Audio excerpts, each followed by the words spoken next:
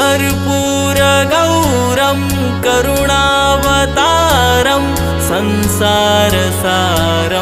भुजगेन्द्रहारं सदा वसन्तं हृदयारविन्दे भवं भवानी सहितं नमामि।